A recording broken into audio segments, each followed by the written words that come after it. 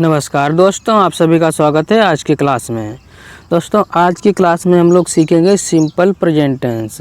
क्या सीखेंगे दोस्तों? Use of is am are यानी इज एम आर का प्रयोग सीखेंगे दोस्तों। तो आपसे छोटी सी प्रार्थना है कि आप वीडियो को पूरा देखिएगा दोस्तों। इस वीडियो में हम बहुत ही आसान भाषा में इज एम आर का प्रयोग देखेंगे, यानी सिंपल प्रेजेंट को हम बहुत ही आसान भाषा में पढ़ेंगे, बिल्कुल देसी तरीके से। तो आपसे प्रार्थना है दोस्तों कि वीडियो को पूरा देखिएगा, तभी आप इस वीडियो से कुछ सीख पाएंगे। और यदि आपको वीडियो पसंद आ जाए तो वीडियो को लाइक करेंगे और वीडियो को शेयर करेंगे और अपने चैनल को सब्सक्राइब अवश्य करेंगे दोस्तों। तो चलिए दोस्तों हम लोग शुरू करते हैं। तो देखिए दोस्तों, सबसे पहले यहाँ पे लिखा है पहचान। तो पहचान तो आपको मालूम होगा कि हम पहचान किसी को कहते हैं। तो पहचान जैसे कि कोई भी व्यक्ति है उसको आप देखकर पहचान सकते हैं। यदि आप उसके बारे में थोड़ा बहुत जानते हैं तो उसी को हम पहचान कहते हैं। ठीक है, तो पहचान क्या है? देखिए, इन वाक्यों के अंत में है, हूँ, हो आदि शब्द आते हैं तथा इन वाक्यों में कर्ता अपना पद या स्थिति बताता है।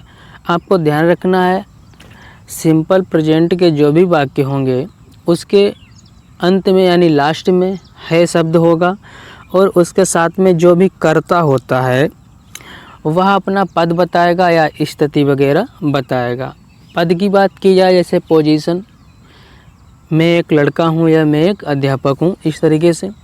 और स्थिति की बात की जाए जैसे कि वह स्कूल में है, पिताजी घर में हैं, इस तरीके से ये स्थिति हो गई, मतलब इस टाइम कहाँ पे कौन है। तो आई होप आप समझ गए होंगे पहचान। ठीक है, तो अब हम लोग देखते हैं इसका नियम। क्या देखते हैं? अब हम इसका नियम देखते हैं। तो नियम देखिए मेरे साथ आप। सबसे पहले यहाँ पे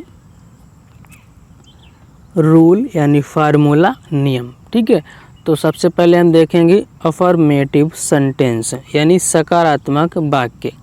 सकारात्मक वाक्य किसे कहते हैं? जिसमें नहीं शब्द ना हो, यानी कोई नहीं शब्द ना हो और कोई प्रश्न ना किया गया। ठीक है, यानी नहीं भी ना हो और कोई प्रश्न भी ना किया गया हो, ऐसे वाक्यों को हम लोग सकारात्मक कहते हैं। सीधे साधारण से कोई भी बात कहने को हम सकारात्मक वाक्य कहते हैं। तो इसका नियम क्या है? सबसे पहले हम सब्जेक्ट लिखेंगे जिसे हिंदी में कर्ता कहते हैं। उसके बाद हम इज या एम या आर लिखेंगे। उसके बाद हम उसकी पोस्ट या पोजीशन लिखेंगे, जो भी उसका पद या स्थिति है उसको हम लोग लिख देंगे। अब हमको यहाँ पे मालूम होना चाहिए कि हम इज किसके साथ लिखेंगे, एम किसके साथ और आर किसके साथ। तो देखिए, इज को हम लिखेंगे ही, सी, इट, नेम के साथ, यानी वहाँ के साथ और नाम के साथ। एम को लिखेंगे सिर्फ हम आई के लिए। जब कर्ता मैं होगा तो उसके लिए हम एम लिखेंगे। आर हम लिखेंगे बाकी बच्चे जितने भी कर्ता हैं, यू, बी, दे, नेम्स। ठीक है, इनके लिए हम लोग आर लिखेंगे। क्या लिखेंगे? आर लिखेंगे। तो चलिए हम लोग उदाहरण की सहायता से समझ लेते हैं। तो देखिए यहाँ पे सबसे पहले मेरा वाक्य है, वह एक डॉक्टर है। अभी हम लोगों ने पहचान क्या देखी थी? वाक्य के अंत में यानी लास्ट में है शब्द होगा, तो यहाँ पर है मिल गया और कर्ता अपना पद या स्थिति बताएगा। तो ये कर्ता है। कर्ता कौन होता है? जो वाक्य में कुछ बताए या उसके बारे में बात हो। तो वह एक डॉक्टर है, तो उस यानी वह के बारे में बात हो रही कि वह एक डॉक्टर है। तो एक डॉक्टर क्या है? पद है ना, तो पद बता रहे हैं और लास्ट में है शब्द है, तो हम इसी को कहेंगे सिंपल प्रेजेंट का वाक्य है। ये किसका है? सिंपल प्रेजेंट का, यानी इज एम आर के प्रयोग का। तो देखिए, वहाँ की अंग्रेजी होती है ही, तो लिख दिया ही। और अभी हम लोगों ने देखा ही में इज आता है, तो लिख दिया इज।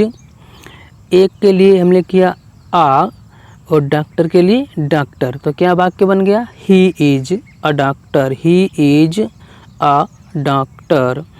दूसरा वाक्य देखिए, मैं निर्धन हूँ, मैं निर्धन हूँ या मैं गरीब हूँ, तो मैं की आई।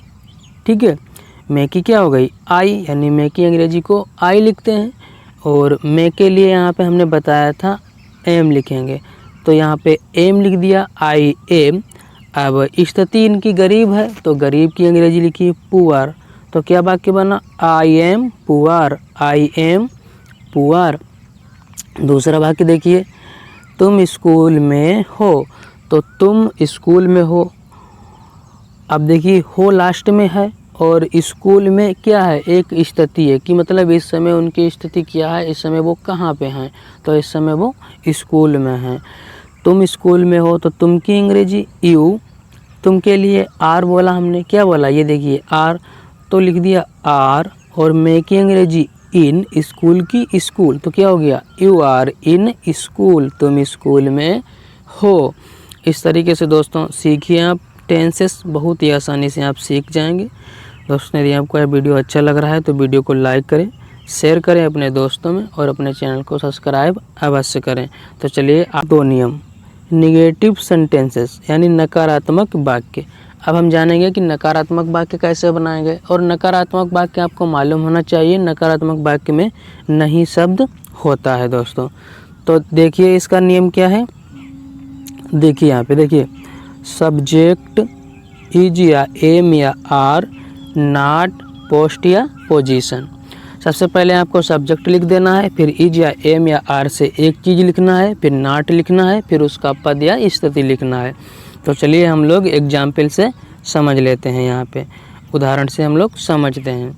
देखिए वह एक डॉक्टर नहीं है, तो यहाँ पे देखिए नहीं शब्द आया, नहीं शब्द आने पे क्या होता है वाक्य, नकारात्मक। तो बनाइए नियम के अनुसार, सबसे पहले सब्जेक्ट, फिर इज, नॉट, एक के लिए आ, डॉक्टर के लिए डॉक्टर, तो क्या बन गया, he is not a doctor. इस तरीके से बनाइए। दूसरा देखिए, मैं निर्धन हूँ, मैं निर्धन नहीं हूँ, या मैं गरीब नहीं हूँ, इसको बनाओ, आई एम नॉट पुअर।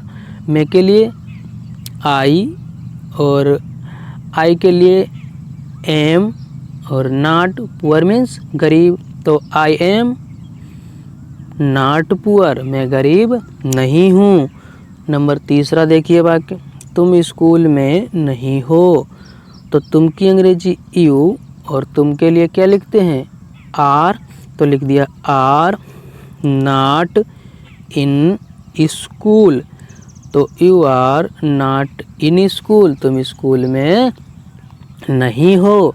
इस तरीके से सेंटेंसेस बनाना सीखिए दोस्तों, बहुत ही आसानी से आप सेंटेंस बनाना सीख जाएंगे, वाक्यों को बहुत ही आसानी से आप इस तरीके से सीख जाएंगे दोस्तों।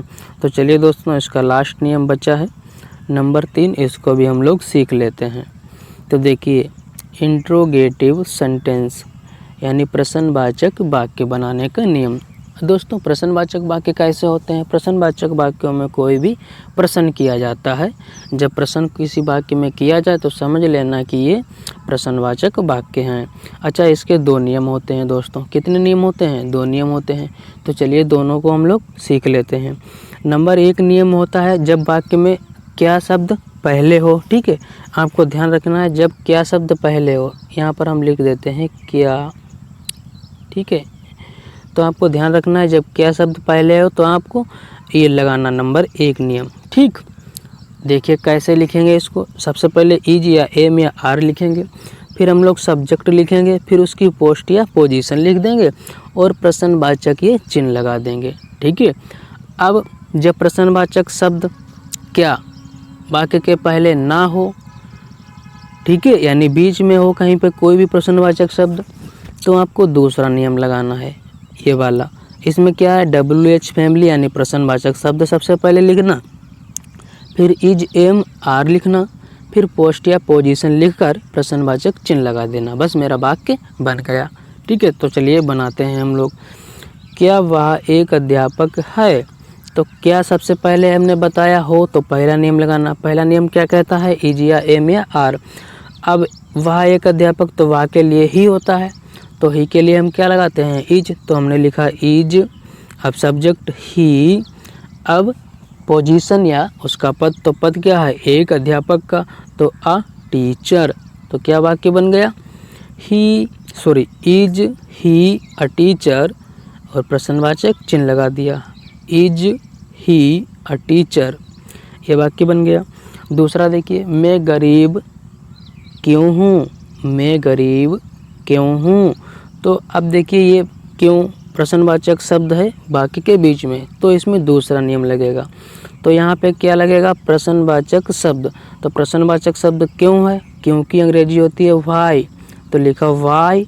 फिर क्या है, इज एम आर, तो यहाँ पे मैं है, मैं के लिए एम, तो लिखा एम आई पुअर, वाई एम आई पुअर। इस तरीके से वाक्य दोस्त बन गया।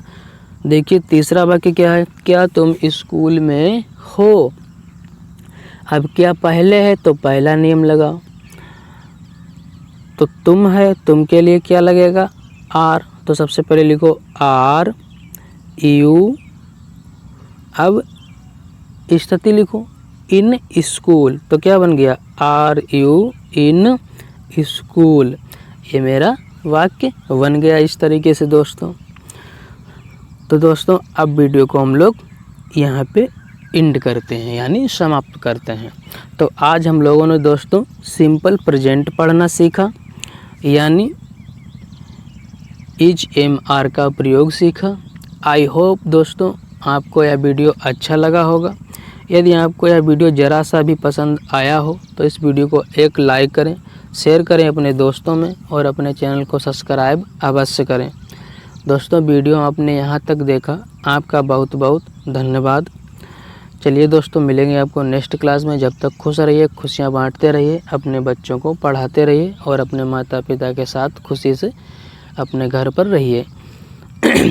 आपने वीडियो यहाँ तक देखा, आपका बहुत बहुत धन्यवाद। जय हिंद, जय भारत, वंदे मातरम।